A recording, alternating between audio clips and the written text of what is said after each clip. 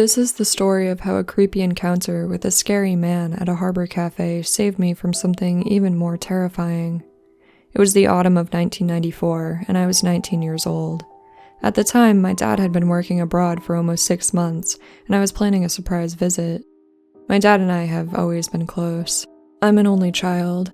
My mother died of cancer when I was still a baby, so it's always just been me and my dad. We're a tiny family, but he made up for it by being the most awesome parent ever. The older I got, the more I appreciated this. I had booked my ticket and was ready to go. I was so excited to surprise my dad. However, I had just gotten my driver's license and felt really unhappy about having to drive my little car on board a ferry. I ended up deciding not to bring a car at all and just rent one once I got there instead. I arrived really early, and they weren't letting people onto the ferry just yet, so with a bit of extra time to kill, I went to grab a coffee at a nearby cafe. There were a lot of truck drivers there, and I soon realized that I was the only woman in the entire cafe. One man, in his late 40s with ice blue eyes and lots of tattoos, was eyeing me from across the room, not even trying to be discreet. I suddenly felt very uncomfortable, so I got up to leave. To my horror, he followed. I had no idea what to do. This was before everyone had cell phones, so without a way to contact police or anyone who could protect me, I was starting to panic. I tried to look busy, hoping that would make him leave me alone. I pulled out my ticket and tried to make it look like I was reading it carefully. Suddenly, he snatched it from my hand and said, "I'm on the same boat. I'll have hours of your company. How lovely." There was a note of hostility in his voice. I was sure that if I got on the boat with this man who now knew my booking details, I would be in grave danger. I can't explain why the feeling was so overwhelming, but I knew I couldn't ignore it, and decided not to get on that boat. The ticket had been cheap anyway, and I could get on the next one instead. I hid in the ladies' room until I knew the ferry had left before rebooking my ticket. I later learned that my gut feeling was incredibly correct. Getting on that ferry would have been dangerous. The date was September 28th, 1994.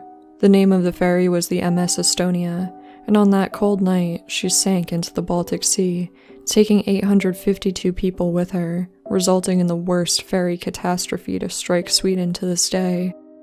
I still think about that day in horror, wondering what would have happened if this creepy man hadn't taken interest in me.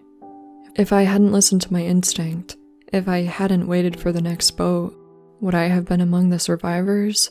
Or would my dad have seen my name on the list of lives lost at the Baltic Sea? Around the time I turned 30, I lost over 60 pounds. It was a life-transforming experience that revealed a positive and outgoing side of my personality that was previously overshadowed by my shy, stubborn attitude. It also changed how I presented myself. While I had always tried to hide myself in my clothes before, once I lost all the weight, I loved getting dressed up and going out. I started putting more effort into my appearance. I got contact lenses, I started going to the salon to get my hair and nails done. I was looking and feeling fabulous, and I was open to meeting new people. Since I looked so much younger than my actual age, I ended up befriending a group of younger people who spent a lot of time in Allston, a neighborhood in Boston known for its active bar and club scene. Whenever we were in the area, I noticed a good-looking guy who always stood out. I never saw him in the bars, just walking down Brighton Ave or North Beacon Street, usually carrying a gym bag, always alone. Unlike the usual understated Bostonian style, he dressed in a very Eurotrash sort of way. Whenever I saw him, he was sporting shiny clothes or a tight t-shirt that showed off his muscles, often under shirts that were unbuttoned to his waist. He had a light olive complexion with smooth skin and dark hair, which he wore slicked back. What I remember most vividly is that every time I saw him, he was wearing reflective aviator sunglasses, so I never got a good look at his eyes. I referred to him as Aviator Dude. Aviator Dude was cute and seemed unique. With my newfound confidence, I decided I would try to befriend him. I got the sense that he could be a douchebag, but sometimes appearances can be deceiving. The first few times I tried to make eye contact, I got no response. No acknowledgement whatsoever. I suspected he was unfriendly and uninterested, but of course there was a chance he just didn't see me. I wasn't done trying yet.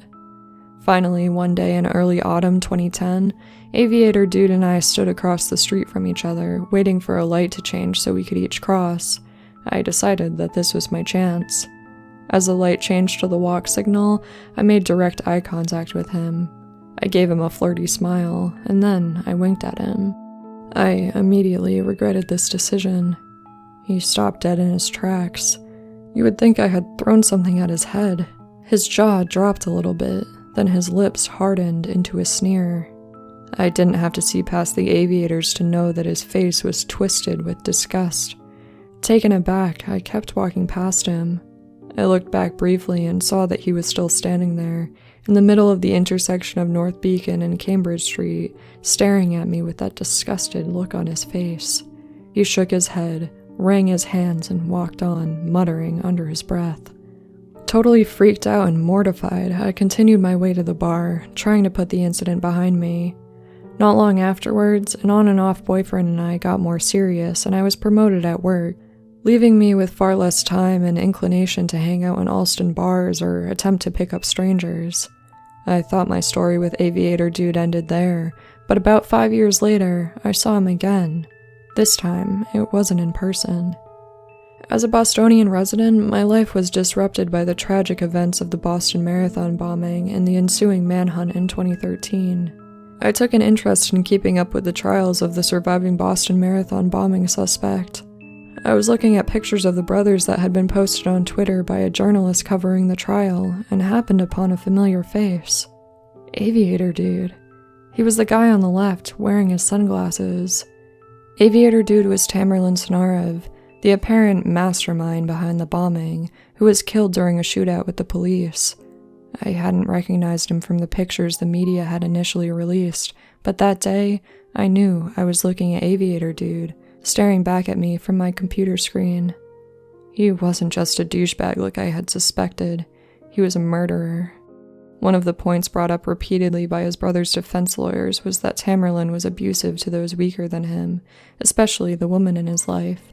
A domestic abuse charge involving his ex-girlfriend held up his U.S. citizenship application, and his widow's college friends testified that they had heard him getting verbally abusive and throwing furniture at her.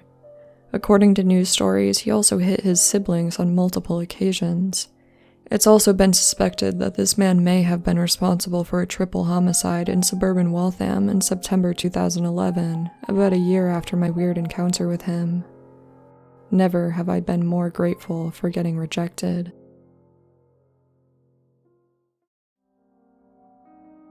I'm a 16-year-old girl, and this happened to me when I was 15. I used to frequent a website called Myuu when I was between the ages of 13 and 15. On the website, you can talk and meet with local people. About a month prior to this particular incident, someone named Troy contacted me on there, saying that he was a 17-year-old guy from the city I live in. He was not very smart about his facade. I could tell from his photos that he was much older than that. I felt a bit bad for him, but told him pretty directly that he needed to stop contacting me since I was only 15 years old. He got extremely angry and started calling me names, saying that I didn't look 15. Deciding not to bother with this creep, I blocked and reported Troy, rolling my eyes at his desperate attempt at seducing a minor. Around half an hour later, I got a message from Troy again, on a new account with the same picture he had before. He told me he was actually 35, and that he was going to get me because he had the means to do so. He rambled about how he made a lot of money and that I should have given him a chance. Rolling my eyes again, I messaged him back to tell him that he was a creep, and that I was going to contact the cops if he didn't leave me alone.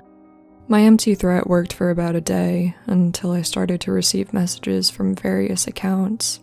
Each account had some sort of information on their profile about how people should avoid me, along with all of the previous pathetic name-calling. Eventually, I deleted my account on MeetMe and forgot about the whole fiasco, until about a month later. I had moved to a different house in the same city and was going through the process of transferring our internet and cable services with my family. We opted to get our internet through the cable service, so a few days after we moved in, I was waiting around for the cable company to come by while my mom and her boyfriend were at work and my younger siblings were at camp. I just had to go to the door and show them where to put the router because my mom's boyfriend was supposed to be home by the time they were finished to sign all the paperwork. Keep in mind, it was summertime in Georgia, and our AC was broken. I was sitting around in short shorts and a sports bra under a fan listening to music when I heard a knock at the door. Knowing it was the cable guys, I went and opened it. They were both big guys, over 6 feet tall. I instantly recognized the man standing behind the one who had knocked, and my stomach fell. It was Troy. He was huge, upwards of 400 pounds, and was looking at me up and down with a sick look of malice and excitement. The other guy, whose name was Mike, smiled and greeted me. The front door of the house led straight to the living room where we wanted our router, so I took them directly to the spot, minding Troy the entire time, feeling him staring at my body as I realized how underdressed I was. I left them to their work and sat back down on the couch, gluing my face to my cell phone. After about 10 minutes, I heard Troy ask where the attic was. I gave him a dirty look and asked him what he needed to know. "We need to run a wire, there isn't one here." I shrugged and pointed at my room, which was a converted garage with pull-down stairs to the attic. The men scooted over to my room as I trailed behind, texting my mom's boyfriend and asking him when he'd be home. I stood by my bed as Mike pulled down the attic stairs and climbed up. I was left there by myself with Troy. I ignored him as best as I could until he approached me and said he recognized me from Meet Me. I swallowed hard and didn't respond, holding my phone as tight as I could. He ripped my phone out of my hands and repeated himself, this time with more anger in his voice. I nervously confirmed that I was the same girl, and he gave me a sick grin. I took a deep breath, hoping that someone would come in and distract this conversation. He started calling me names again and shoved me towards my bed, trying to push me down onto it. I tried my best to sound confident as I told him to get off me, or else I'd call his company and the police, but we could both clearly see his obvious advantage over me. I noticed him adjusting his pants as he continued advancing for me, and shouted for him to stop as I shuffled to the side. "What's going on?" I could hear Mike shout down to me, concerned. I yelled back in a panic that Troy was trying to rape me, and begged for Mike to come down. Troy started to sweat, pulling his pants back up before Mike could see what was happening. Mike made his way down the ladder pretty quickly though, demanding to know what Troy was up to. "She's a tease, man. Look at her," he shouted back at his coworker. I started to cry and called the police on my phone as Mike started to make a quick call himself, I assumed to the cable company. I ran out into the living room while Mike held the door to keep Troy in my room while he waited for the police. I could hear them arguing on the other side of the door, Mike calling Troy a pervert and telling him to stop trying to escape. After about 5 minutes, I could finally hear the police knocking on the front door.